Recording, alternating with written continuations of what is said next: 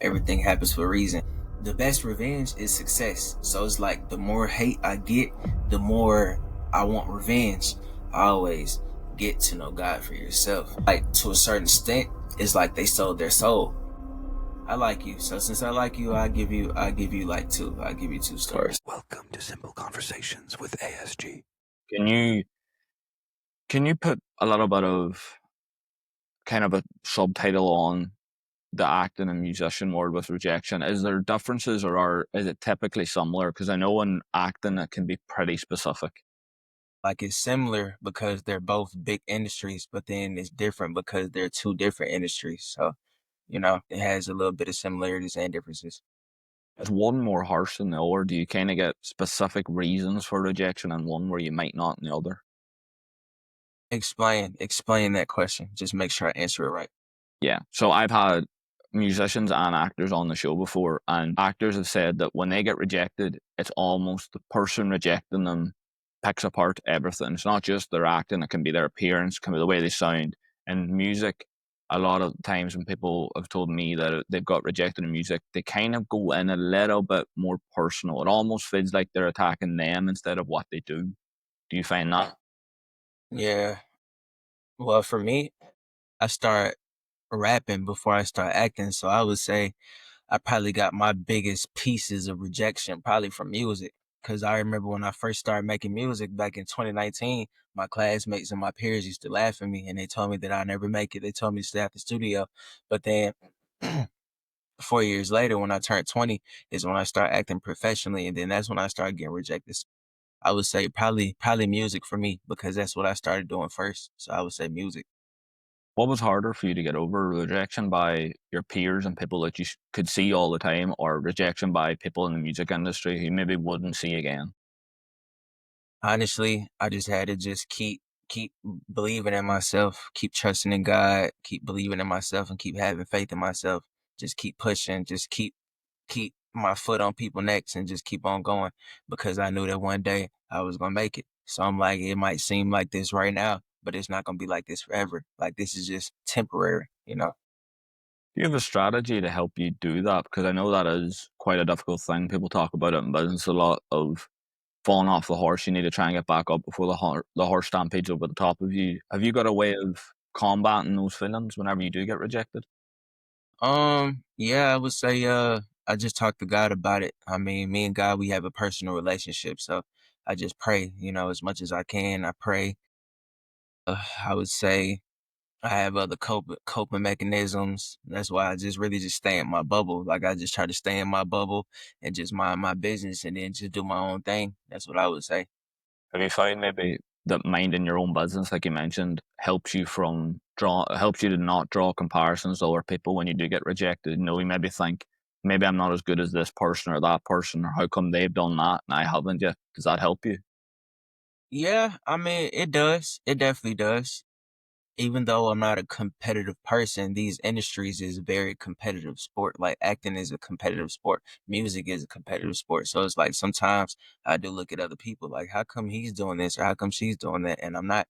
But then I also got to tell myself everything happens for a reason. Everybody's in their position because they're in their position. Maybe it's something that they did that I didn't do, or maybe it's something that I didn't do that I was supposed to do. So it's just all type of questions that pop up in your head when you think about stuff like that. Yeah, I agree. Do you limit how much social media you use? Because that's a very easy way to fall into that trap. To be honest, I do try to limit how much social media I use. Like at one point in time, I used to use Snapchat. Now I don't have Snapchat. Snapchat is no longer on my phone. I have TikTok, but I don't really use TikTok like that. The most I live on for real is Instagram and Facebook. And the only reason why I really live on Instagram is because Instagram is where I have most of my followers. I get most of my comments. I get most of my likes. But then it's like it's a lot of negativity that goes on too. So I try to limit myself to what I see and what I don't see because everything that I see on Instagram isn't something that I'm interested in seeing. So I try to stay off of it as long as I can. Like I try not to indulge in negativity because I feel like if I indulge in negativity, I'm gonna get in that negative bubble. I'm gonna be mad. I'm gonna be upset. I'm gonna hate the world over something I saw on social media. So I would say, yeah, I try to limit as much as I can. Like delete apps. I might go a whole day I might go a couple hours where I just don't look at my phone. Like I might open up the messages and read it, and then that's it. I just don't respond because sometimes the best response is no response. I think that's the problem. A lot of people that, in my experience anyway, that have is they go on to, we can say it from two different points of view. Like you mentioned before that you had Snapchat quite a lot. So that was obviously when you were a consumer, it was kind of doom scrolling. I think the cool kids call it now. And now you've moved to Instagram, which is, I think that what you say is right. With you don't need to respond to everything, but what you're doing, what you mentioned with Instagram and Facebook, most time you're on there, you're creating something, or you're at least putting something out into the world. What helped you change from a consumer to a creator?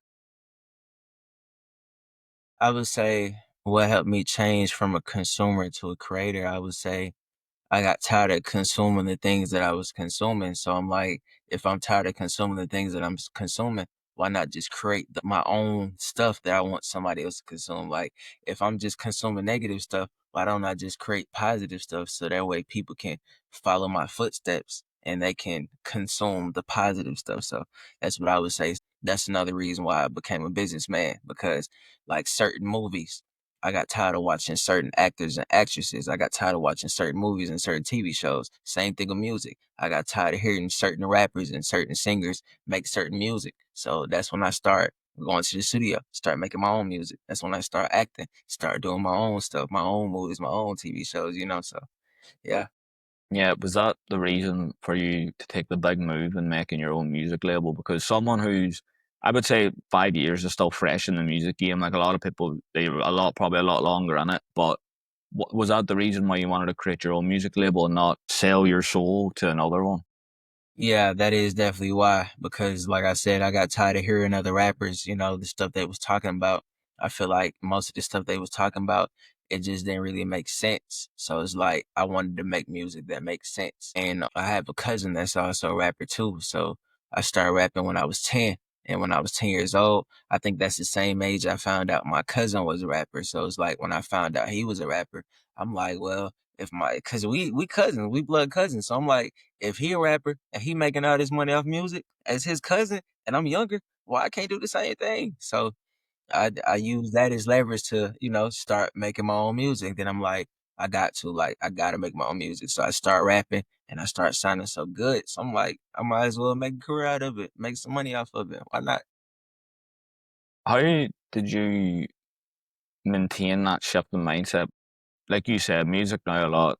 It's quite negative. It's a lot about things that young people listening to it really don't need to listen to. How did you manage to maintain that shift in mindset, even whenever you look now and those negative things or those things people shouldn't spend time on? They're big trends now. They're almost if you are unknown and you do speak on those things, you'll get a bit of a boost.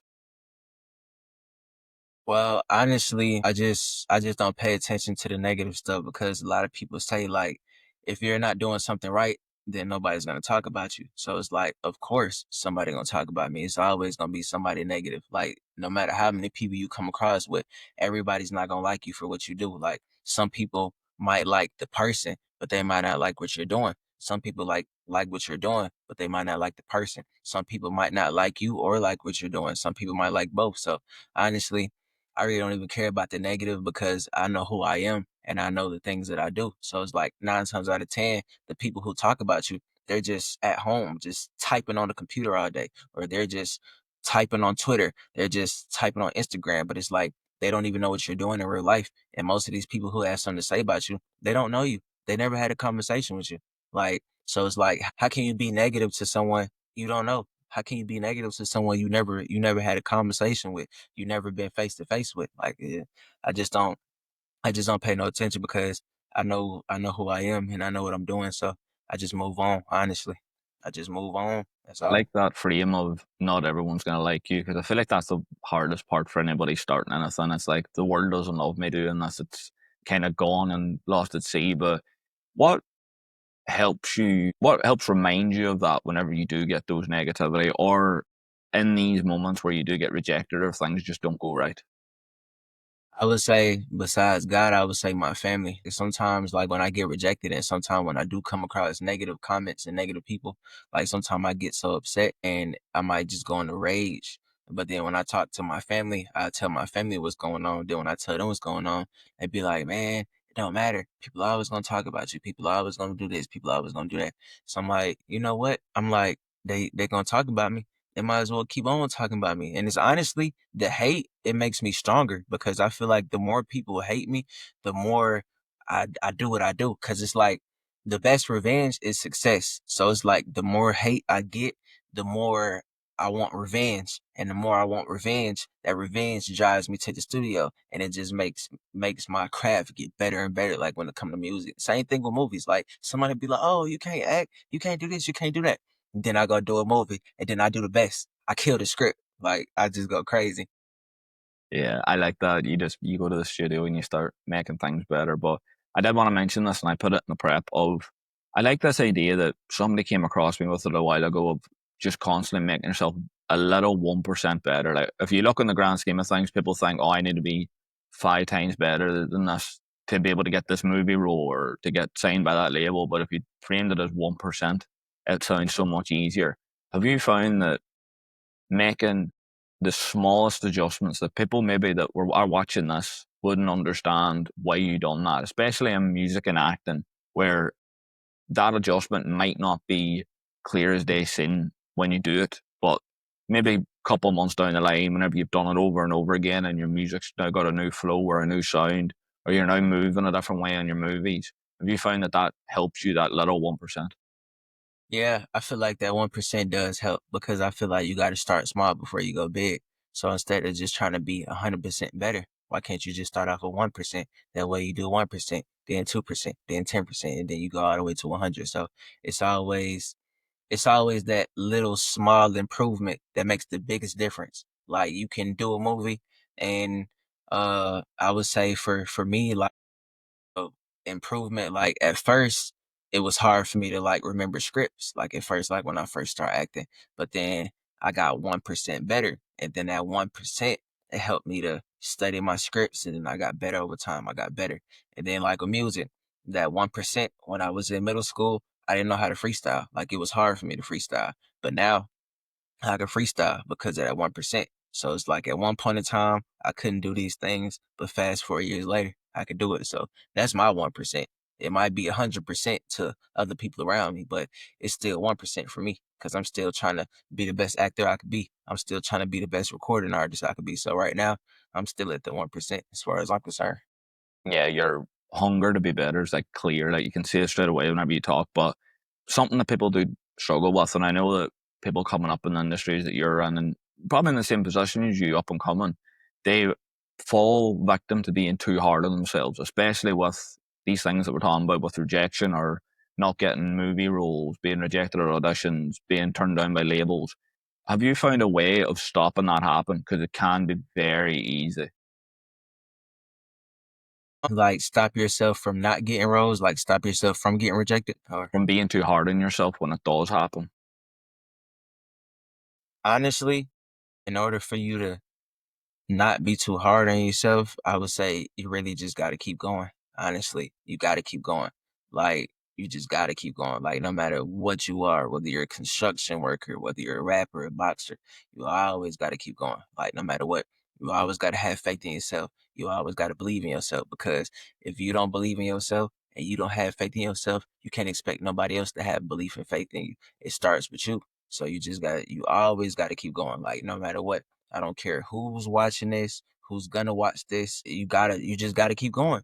Everything starts with you. Like you're the bottom denominator. Everything starts with you. So you just gotta do it. That's how I feel. You gotta keep going. You gotta keep swimming. You gotta keep pushing through, no matter what because just because you're in darkness right now doesn't mean that you can't keep going through the tunnel because when you go through that tunnel ain't no telling what's going to be on the other side of that tunnel. It might be riches, it might be sunlight, but if you're just stuck right there in the darkness, you'll never have enough wisdom, knowledge, and understanding to get through the tunnel to get to that sunlight and that riches that you're trying to get to. That frame, I really do. Yeah. That was something that I thought about whenever I looked at kind of your bios that are wrote up all over the internet and stuff. That you seem to do have a great deal of patience, and that is a skill that I think, especially in the next 5, 10 years, is going to be probably one of the most valuable skills a human can have. What helped you develop patience? because it is not easy to develop. I mean, honestly, like I said, besides God and besides my family, I would just say like my business is like I'm a businessman. So it's like when you're a businessman and you're in these type of industries, you have to have patience because honestly, everything isn't gonna happen how you want it to happen. Everything isn't gonna happen when you want it to happen. So it's like you just gotta have patience and you like, okay, well, I wanted to do it this way, but then it happened this way. So now since it happened that new way, you gotta come up with a new strategy. So I feel like every time you have a certain plan and you have a certain mindset and it doesn't happen like that or when you wanted it to happen, you always got to have a backup plan. Always got to have a backup plan. You mentioned your relationship with God quite a lot, and that's something that a lot of people who do it, had those high ceilings of success do talk about God too.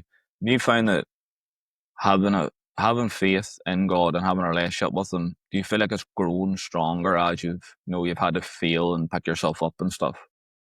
Yes, yes. Like honestly, every single day, my relationship gets stronger and stronger with God because if it wasn't for God, I wouldn't even be here today. Honestly, I wouldn't. I wouldn't be here. I wouldn't be talking to you. I wouldn't be doing the things that I'm doing in both of these industries. It wouldn't be no me if it wasn't for God. It wouldn't be no me. It wouldn't even be no JDAGXD. It won't be no him either. So For people that are trying to build their faith and maybe they don't have one at the moment, maybe they're starting at the starting line, what advice would you give to them to help build that faith with God? Because you can hear the way you're talking that it does carry you through a lot of these situations. what I would say is get to know God for yourself.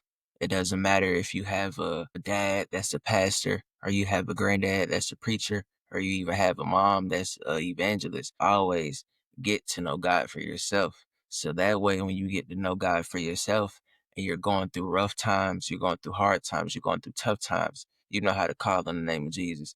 You know how to pray. You know how to call him. You know how to talk to him whenever you need him. So that's why you always build up that relationship because the things that other people do, they gonna be held accountable for what they do and whatever they don't do. Same thing with you. We gonna be held accountable for what we do and what we don't do.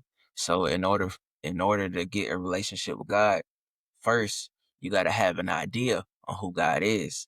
And then once you get that idea on who God is, you just build off of what you already know.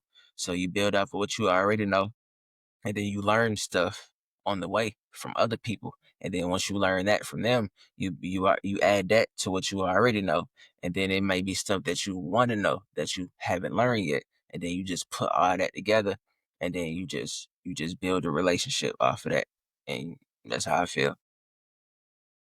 Or some to have faith or be, I'm not going to say religious because I know that when people say that they're religious, it kind of gets branded badly, which is unfair. But having faith in God, how strict do you have to be with that relationship with God? Is there things that when you do find your faith that you're no longer allowed to do?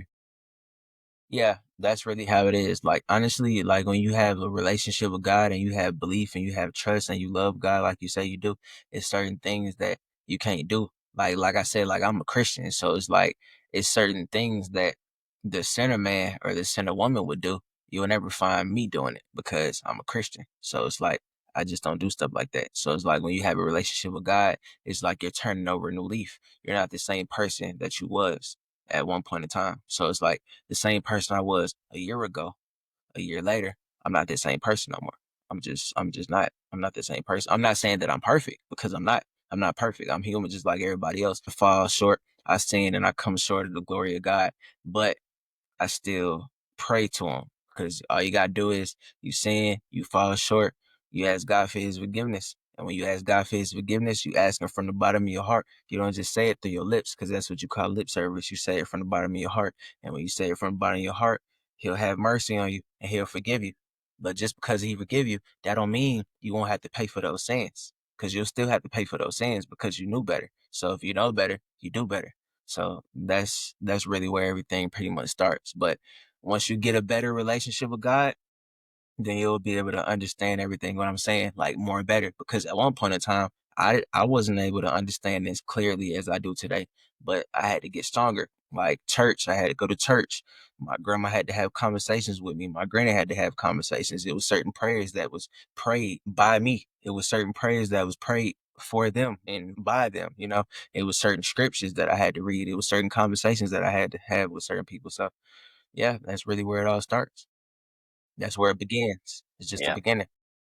I do want to go back into these two industries now in a little bit more detail because I do feel like now that we've gathered all information about how you do deal with these things and how you deal with the hard times, I want to now go into them a little bit. So, in terms of acting first, acting to me and what I've heard and the people that I know that are kind of in those industries, they've always talked about how horrifying the auditioning is, like finding auditions and then having to pick yourself up when you get told no, or having to I've heard a lot of guys. There was a guy, Mark Stephen Porro, who was on here. He was on Hollywood some years ago, but he mentioned about how he would get told by his agent that for a role he had to almost do things in the role that he would never do in real life. Kind of like not like when his situation was nothing to do with faith, but kind of like you mentioned, like we would almost have to sin in the role, even though you wouldn't do it in real life. It would be mimicking it. Have you found a way almost narrow down the tunnel of what you want to go through and act in? Like, is there certain places you will not go to? Is there certain roles you're just not interested in? Or is there a certain genre you're just not touching? Yeah, it's definitely a lot of roles, not even just like with my religion as, me being a Christian. I would say like my sexuality too. Like I'm straight. I'm all straight. I'm not DL, I'm not gay, I'm not bisexual, I'm not transgender. I'm 100% straight man. So it's like I don't care who you are and how much money you're offering. If you try to pay me a certain amount of money to do this and do that with a male, I'm not doing it. If you like, I'm a Christian. If you try to pay me to be a devil worshiper and you try to get me to use blasphemy against Jesus Christ, I can't do that either. So it's like, it's definitely certain people I will never, never, ever work with unless they come to me correctly. It's also certain roles that I would not take at all. Like, honestly, like I tell people all the time, like, yeah, it might be money involved, but all money isn't good money. Like, you got people who will just sell their soul. Oh, well, I don't really want to do it because that's not what I do in real life. But they offer me $1 million. Like, bro, it's plenty of ways you can get $1 million. You don't have to sell your soul just to get $1 million, or not even just a million. I'm gonna say 1,000. Like, bro, there's multiple ways you can get $1,000, bro. There's like 1,000 different ways, maybe even 5,000. There's probably 5,000 ways to get $1,000. You don't have to sell your soul. And anybody who's watching this, I really, really, really want you to listen and dissect the words, what I'm saying. If you're in this acting industry, it's going to be things that people want you to do, but you don't have to do them. Always stay true to yourself. Always have standards. Always have values. And I don't care who you are or who anybody else is. Always know who you are. Always, whether you're male, you're female, you're an adult, or you're a child. Always know who you are. And don't never, ever, ever let nobody take that away from you. Never.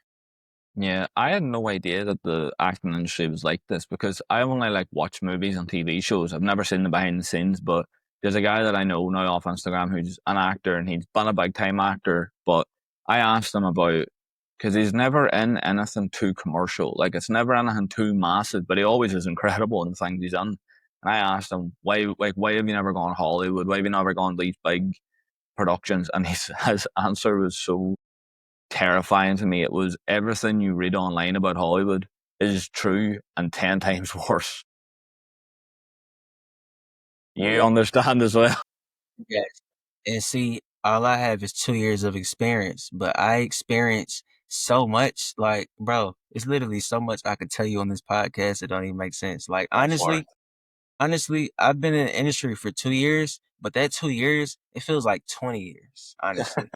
And it's like when I say I experienced so much in this industry, like I experienced so much in this industry to the point where you'll be like literally, like that'll be the look on your face. Like if I was just sit here and tell you the things what I experienced, bro, like I went through a lot in this industry so far, and it's only been 2 years. I just started acting in 2023. So from 2023 all the way to now, I experienced a lot, and I'm still experiencing a lot because I'm young. I'm only 22. I started my acting career when I was 20, so I still have a lot to experience. But I experienced a lot in this industry, and honestly, I know it's by the grace of God. But sometimes I wake up and I question myself, like, how am I still here? Like, how am I still relevant? How am I still doing the things that I'm doing today? Like, Like, how come I didn't fall off a long time ago?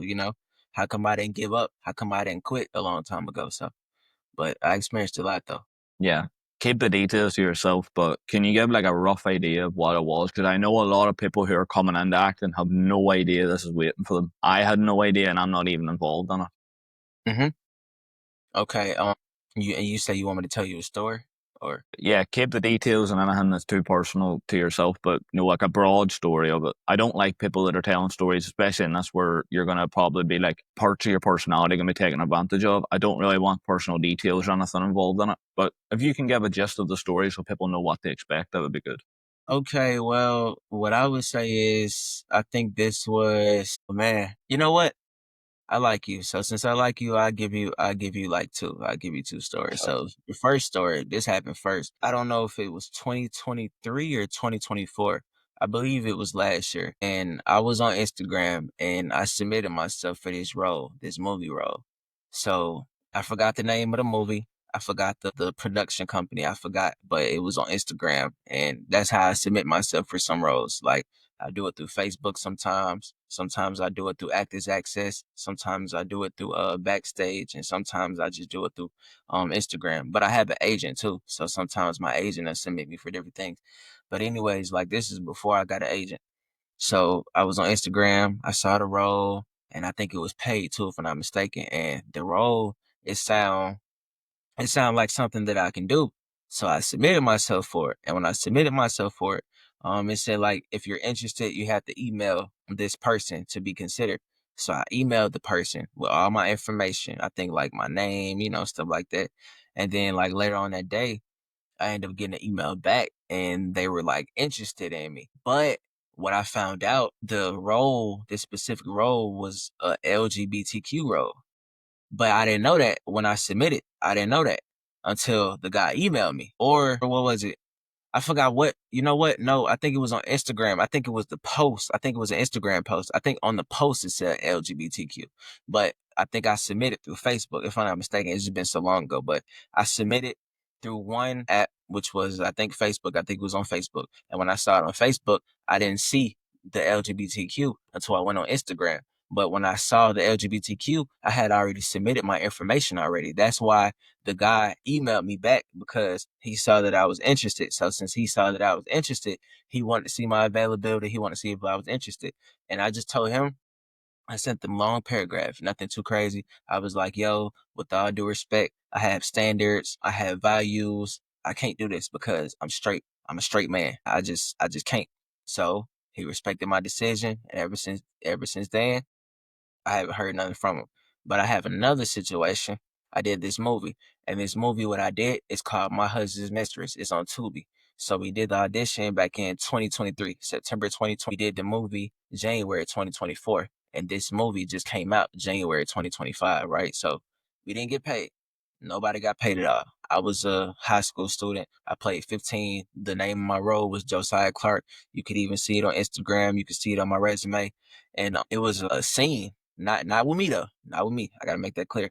It was a sex scene with my parents. So it was my dad and my mom. They had a sex scene and nobody got paid at all. Nobody got paid. We did the movie for free.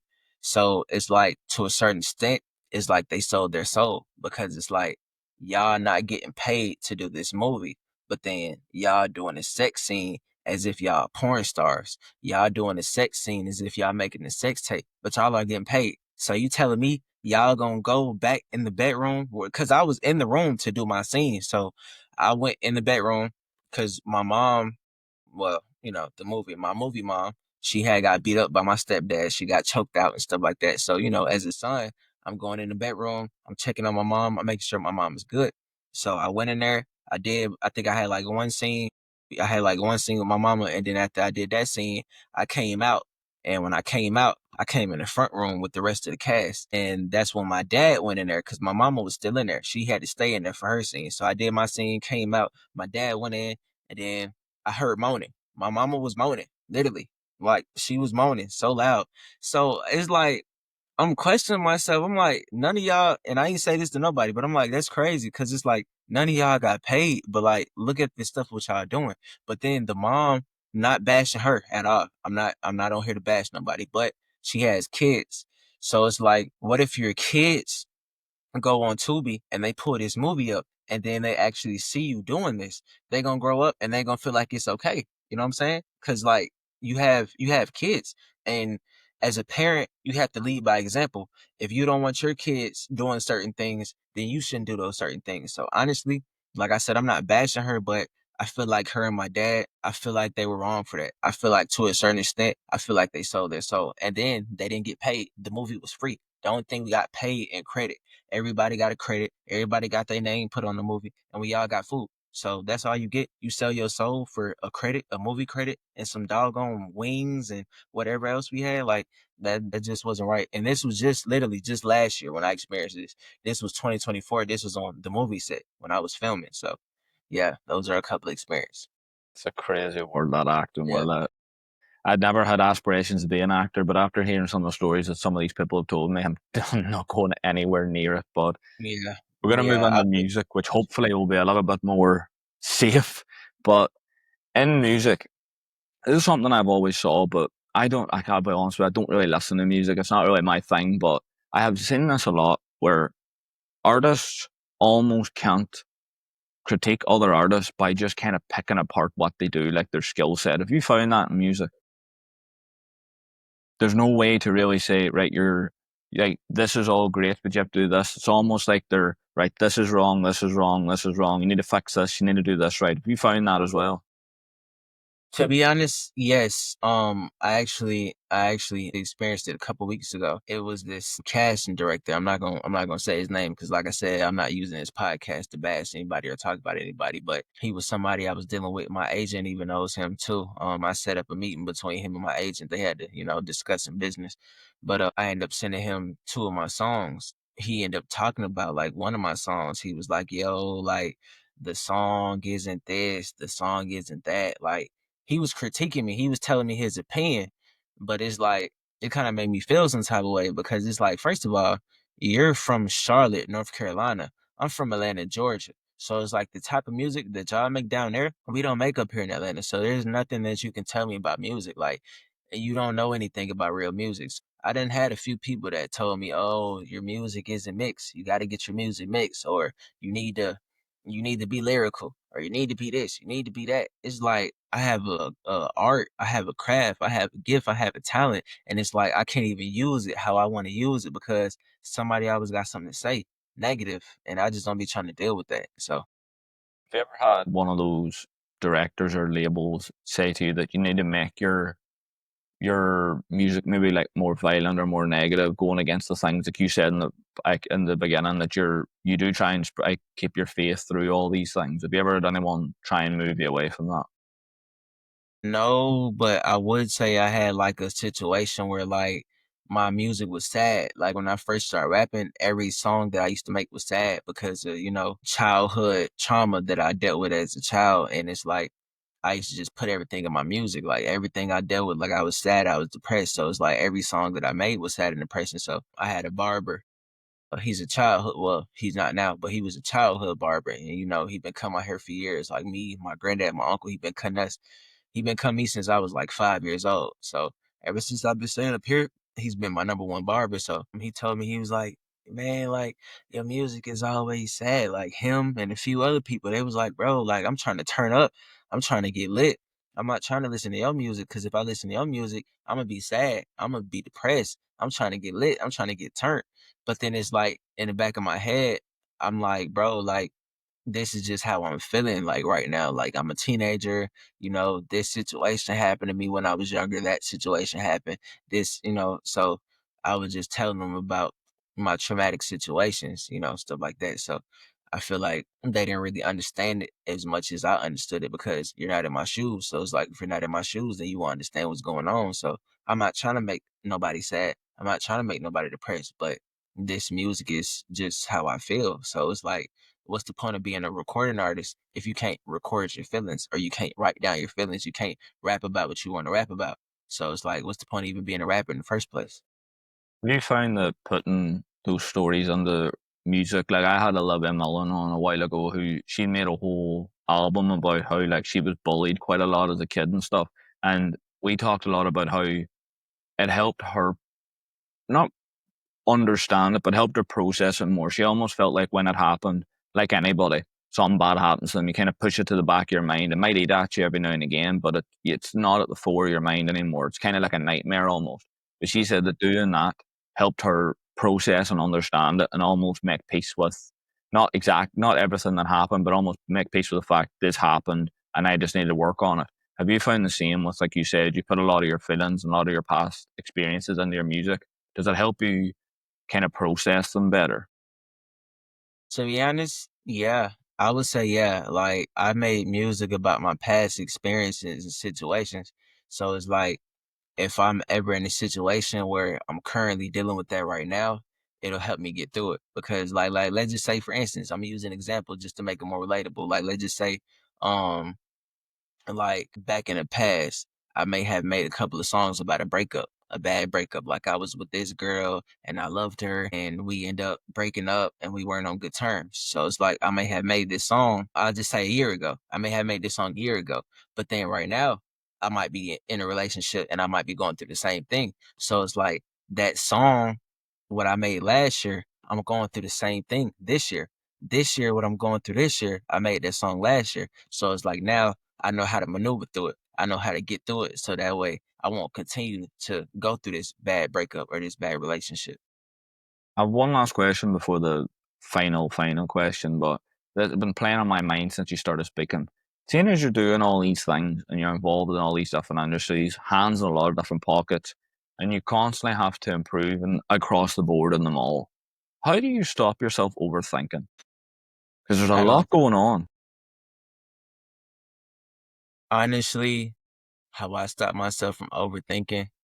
I just try to like take a step back and just breathe. Like you always gotta breathe. Like I know I'm this, I know I'm that, I gotta wear this hat, I gotta wear that hat. But you just take a step back and then you breathe. You just breathe in and breathe out. And then I feel like when you breathe in and when you breathe out, everything was gonna happen later is gonna happen when it's supposed to happen. So I feel like let everything flow naturally. You don't have to rush it. You don't, because if you rush things or if too much stuff is going on at the same time, you'll be overwhelmed. So whenever I feel like I'm in a situation where I'm overwhelmed or too much is going on at the same time, like yesterday, this is what was going on. Like prime example, I was on set yesterday filming for a movie. When I was filming for this movie, whole bunch of stuff was happening. Like I think if I'm not mistaken, I think I emailed you yesterday. Yep. I think we spoke. Yep. So this is when I was on set. Like I'm emailing you, and then I had another podcaster. He invited me on his show, so I'm emailing him so I can get on his podcast. And then it was a movie role that I submitted for a couple of days ago. They end up texting me yesterday and told me that I was picked. Oh no, I got an email. So it's like I'm doing three things at once. I'm already on set, then I'm talking to you, I'm talking to somebody else, then I'm trying to do this movie, trying to be on this podcast, trying to be on that podcast, but then I'm trying to focus on what's at hand. So it's like what I did was I just I just not shut off my phone out of the way, but I just like turned my phone off. I just got off for a little bit and then I just put my phone in my pocket. And then I kept on saying like, wow, this is crazy. This is crazy. And then it was one of the actresses that was next to me. She was asking me like, are you okay? Are you okay? I'm like, yeah, like I'm good. I'm okay. It's just a lot of stuff going on right now. And I'm just trying to just stay focused so that way I won't get overwhelmed, you know? Now, if you had the entire world's attention for one moment to give them one bit of advice, what would it be? What I would say is always keep God first because God is the one who died on the cross for our sins. He died on the cross over 2,000 years ago. And the reason why he did this is because he loved us so much. When he got on that cross and he stretched his arms wide and they beat him in the side, they cussed him, they spat on him. He did that because he loved us so much. So, in order to remember that, always build up your relationship with God. That's what I would say. I would say build up a relationship with God because He'll never lead you in the wrong direction. He'll never leave us and He'll never forsake us. So I would say keep God first. So that way, when you keep God first, everything else what you want to do, it'll follow after that. You want to be an actor, you want to be a rapper, no matter what industry you want to go in, no matter what you want to do in life, keep God first. That way, you keep him first. You seek the kingdom of God, and everything that you want after that, you'll be able to have it. That's what I would say. Just keep God first, and whatever else you want to do or whatever you're doing, it'll flow natural. But you gotta always keep God first. Always. You can't ever just lead onto your own understanding, because if you lead onto your own understanding, then you'll get messed up and you'll be in a worse position than you were before. So that's why you always got to keep God first. Believe in yourself. Have faith in yourself. Because like I said earlier, if you don't have faith in yourself and you don't believe in nobody in yourself, nobody else is gonna have faith in you or believe in you. So that's what I would say. Keep going, keep pushing. You're going to be great no matter who you are, no matter what it is you do in life. You're going to be great. So if you're a manager at McDonald's, be the best manager at McDonald's that you can be. If you're a basketball player, be the best basketball player. You're a boxer, be the best boxer. You don't have to be a rapper like me. You don't have to be an actor like me. You don't even have to be a businessman like me. You don't have to be a businesswoman like somebody else. Be whoever you are. And don't ever, ever, ever let nobody tell you what you can and can't do. Because there's so many people who told me what I couldn't do, and all those things what people said I couldn't do years ago, I came back years later and I proved all of them wrong. And those same people who doubted me years ago, they come to me now and be like, yo, Jada God, you're this, you're that. Like, but it's like, not trying to be cocky, but you knew this. You knew this already. You literally knew this. Like, I told you years ago what I was gonna do. You doubted me years ago. But now the same people who doubted me, the same people who outed me and tried to keep me out, they're praising me now. They're glorifying me now. So, Perfect. Where can everyone find you, Warnell? This is your chance to plug everything. Okay, well, you can find me on Instagram at JIZZY.CEO1. You can also subscribe to my YouTube channel at capital JDAGXD. You can also add me as a friend on Facebook at Jizzy, JIZZY, space, capital D, lowercase a, BIGGEST. So that's at Jizzy the Biggest on Facebook, at Jizzy.CEO1 on Instagram, at Jada God is my YouTube channel, and at Jada God is also my TikTok channel. And last but not least, before we close out, I am dropping a mixtape Friday, April 11th, which is 2 days from now. It's going to be on all platforms. It's called Every Moment Counts. It's going to be on Apple Music. It's going to be on iTunes. It's going to be on Spotify. It's going to be on YouTube. So whoever is watching this, whoever is streaming to this right now, make sure you listen to Every Moment Counts. All you got to do is go to Apple Music or go to any platform. You type in capital JDAGXD. It'll pop up. Every Moment Counts will be the first project. It's 12 songs, one feature. It's spectacular. So y'all make sure y'all go stream Friday. This Friday, April 11th, we doing it. Every moment counts. Go stream it. Go tell your friends about it.